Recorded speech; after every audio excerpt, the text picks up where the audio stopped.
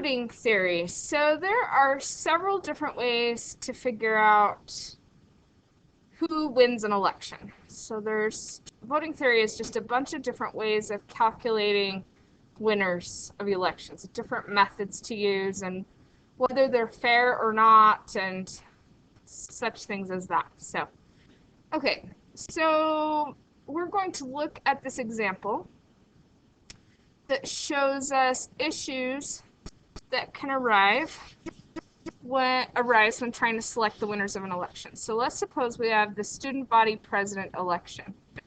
And here are the votes for the different candidates. So let's start by finding the total number of votes. That simply means we're going to take these 5 numbers, 1, 2, 3, 4, 5, and add them together to find our total number of votes. So I'm pulling out a calculator and I'm going to add these numbers together so you can help me out, make sure I don't do it wrong. 80 plus 98 plus 94 plus 76 plus 102. So I did that and I got 450 votes total. Based on just the popular vote, which is like based on who gets the biggest number of votes, which is what we would typically just simply base the winner on. The winner would be candidate E, correct?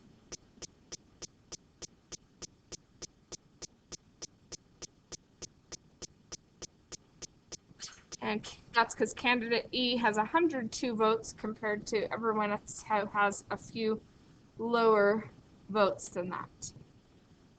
Okay, what is the issue on this? Well, there are several different issues. If we were to have more information, which we have in the table below this one, look how close E and B are. Sometimes in some elections when they're that close, they do a runoff or a revote just because, you know, or they might typically maybe do a primary election to get rid of the least popular candidates and then do a final election where you just have the most popular ones against each other. So then these votes for the other candidates are reallocated to the ones, right? Another thing is this isn't a majority vote. A majority vote means someone would have more than 50% of the vote, and this is not the case. 102 is not more than 50% of the vote, right? So you could jot down various issues if you want. So candidate E doesn't have a majority. That's one thing we could say about it.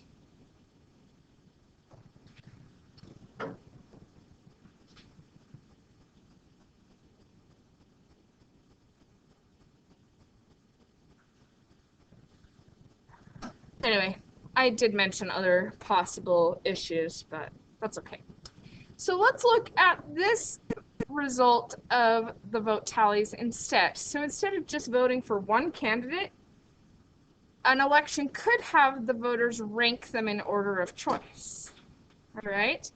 So this would be 80 people voting for A first, but B second, and then C third, and then D fourth, and then E would be their last choice. So now if we look at this chart, look at how E just won this vote. So even though we just said that candidate E had the most votes at 102, if we have ranked choices instead, what do you notice about candidate E? He's the last choice for me. Yes, many voters picked E last. Only one group of voters picked E first. This does not seem like a fair result to have E be the winner when so many picked E last. Doesn't that make sense that maybe was not a good way to determine the winner? So the top 2 candidates then are this one, B and E. And what do we observe about the top 2 candidates? 102 is the highest first place votes, and B98 is the second first place votes, right? So they're only 4 votes off, aren't they? They're only 4 votes different. Yeah. So, B has all of these second place votes, whereas E has all of these last place votes. So since they're only 4 votes off, and B is either first or second choice for everyone, and E is only first choice for some and last choice for everyone else, it feels more like B should be the winner, doesn't it? Yeah. So this is what gets us thinking about voting theory and about why there may not just be one way to count votes. So B is not disliked by anyone. Ugh. My pen doesn't like to work when I'm recording. My computer lags. B is not disliked by anyone. Just a second, Jocelyn, I'll get to that. B might be considered a preferred winner.